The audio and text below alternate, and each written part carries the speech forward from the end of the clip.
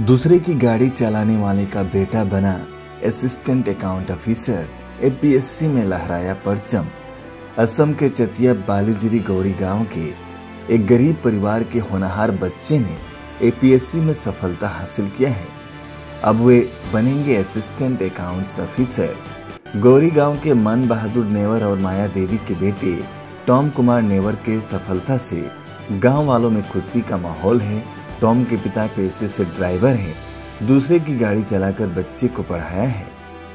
मन बहादुर never, Tom Kumar और देवता मैं आज बहुत खुकी और तार पाছত लुरा इमान सफलता पोৱা কাৰণে मैं बहुत खुकी आसु और लगते মোক बहुत ভাল লাগিছে और गाँवबासी गीटाओ सकलोए राइजे তেওঁলোকে मतलब খাইতা কৰিছে और जेनेबा খাই সহযোগ কৰিছে সন্মান দিছে ভাল লাগিছে। আপুনি কি কৰে?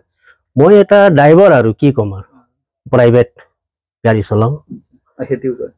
খেতিও কৰো। খেতি মানে এতিয়া এপিএসসি যেহেতু লৰা হৈছে কেনেকুৱা লাগিছে মনটো? বহুত ভাল লাগিছে, বহুত ভাল লাগিছে, মনত বহুত খুকি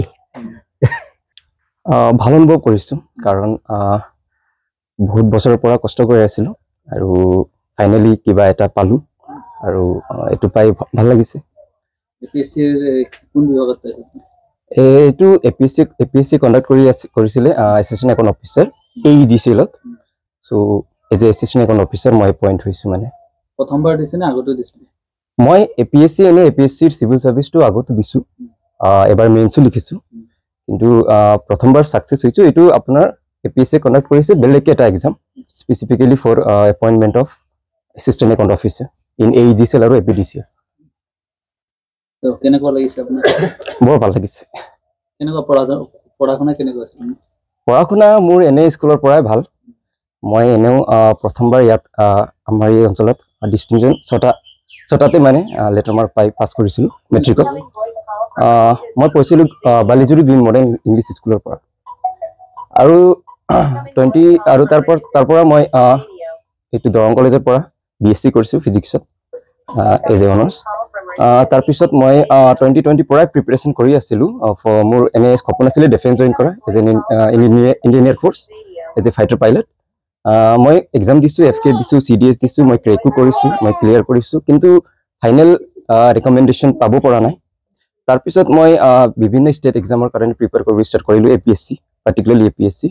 আৰু তাৰ পৰা মই এপিএসসি প্ৰিলিমছো ক্লিয়াৰ কৰিছো দুবাৰ, মেইনছ দিছো এবাৰ আৰু কিন্তু মই সিলেক্ট হ'ব পৰা নাছিল। কিন্তু ফাইনালি এটা এপিএসসি এক্সাম ৰিসেন্টলি 2024 নোটিফিকেশন আহিছিলে for appointment of assistant account officer in APDCL আৰু এইজিসিএল। তাত মই দিছিলো, ভালকে হাৰ্ড ওয়াৰ্ক কৰিছিলো, প্ৰিপেয়াৰ কৰিছিলো, ভালকে সেলফ স্টাডি কৰি নিজে প্ৰিপেয়াৰ কৰিছিলো। তাৰ পিছত প্ৰিপেয়াৰ কৰাৰ পাছত এক্সাম দিছো, ভালেই হৈছিলে আৰু ফাইনালি ৰিজাল্টটো মই সিলেক্টেড হৈছো। দেউতাই কি কৰে? দেউতাই ফাৰ্মাৰ হয়, একো এনেকুৱা গভৰ্ণমেণ্ট জব নাই বাৰু। ঘৰৰ পৰা কেনেকুৱা সাপোৰ্ট পাইছে? ঘৰৰ পৰা বহুত ভাল সাপোৰ্ট পাইছো। মোৰ মা দেউতাই মোক সদায় সাপোৰ্ট কৰিছে right from the school days আৰু এতিয়াও মোক বহুত সাপোৰ্ট কৰে। ফৰ এক্সাম্পল যেতিয়া মই পাছ কৰিলো তাৰ পিছত ঘৰত মনিটাৰী প্ৰব্লেম আছিলে, হয়তো মোৰ দেউতাই মোৰ মায়ে মোক ফাইনেন্সিয়েলি জিতি কষ্ট কৰি কাম কৰি সাপোৰ্ট কৰিছে আৰু মোক এইটো লাইক বনাইছে যে মই ইয়াত থিয় হৈ এতিয়া মই মানে কিবা ক'ব পাৰি আছো। যেহেতু বহু লোকে ট্ৰাই কৰে এপিএসসি ইউপিএসসি বহুত হাৰ্ড বুলিও কয়, তেনে ক্ষেত্ৰত উঠি অহা যিসকল আছে বা যিসকলে দিম বুলি ইচ্ছা কৰিছে তেওঁলোকক কি ক'ম? হয়, এপিএসসি মানে এটা ভাল এটা অনুষ্ঠান হয় যোনে এটা হাই লেভেল এক্সামিনেশন বিলাক কন্ডাক্ট কৰে। কিন্তু এটা বস্তু হয় যে যদি আমি কিবা ভাবো, যদি আমাৰ ভিতৰত ডেডিকেশন আছে, আমি হাৰ্ড ওয়াৰ্ক কৰিব পাৰো, নিশ্চয় সফলতা পাম আমি। মই এইটোৱে ভাবো যে ময়ো বহুতবাৰ মই সফলতা মই চাইছো, মই ফেইলিয়ৰ চাইছো, কিন্তু মই কেতিয়াও মানে গিভ আপ কৰা নাই। মই হাৰ্ড ওয়াৰ্ক কৰি আছিলো, মোৰ বিশ্বাস আছিলে যে মই কিবা কৰিব পাৰিম। মোৰ যোন হাৰ্ড ওয়াৰ্ক বিলাক আছে, মোৰ যোন মেহনত আছে, এইটো এদিন মানে এইটো ফ্ৰুটফুল হ'বই বুলি। তেওঁ বহুত কষ্ট কৰিছিলে সৰুৰ পৰাই। আমি যেহেতু ঘৰৰ ওচৰত ভাইটি মোৰ, আমি জানো তেওঁ বহুত পৰিশ্ৰম কৰিছিলে। তেওঁ আজি এই সফলতা কঢ়িয়াই আনিবৰ কাৰণে সঁচাকৈ আজি গাঁও নহয় গোটেই সমাজৰ কাৰণে তেওঁ এটা ভাল সন্মান কৰি আনিছে। তেওঁলৈ আমাৰ গাঁওবাসীসকলে আমি তেওঁক যথেষ্ট জ্ঞাপন কৰিছোঁ। আগত দিনতো ইয়াৰ পৰা উচ্চ পদত নিযুক্তি লাভ কৰিব বুলি আমি সঁচাকৈ গাঁওবাসীসকলে পঢ়া শুনাত আগৰ পৰা বহুত কষ্ট কৰিছিলে, তেওঁ বহুত মেহনত কৰিছিলে, বহুত ভাল ৰিজাল্ট কৰি পেলাই সৰুৰ পৰাই তেওঁ ভাল ৰিজাল্ট কৰিছিলে।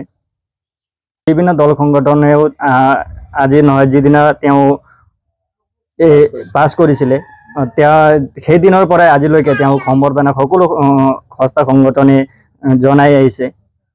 আৰু উত্তৰ নাগ সংঘৰ আঞ্চলিক গোৰ্খা ছাত্ৰইও যোৱাকালি তেওঁক সম্বৰ্ধনা জ্ঞাপন কৰিছে। লগতে তেওঁ আগন্তুক দিনত আৰু ইয়াৰ পৰা উচ্চ পদস্থ মনোনীত হ'ব বুলি আমি আশা কৰোঁ।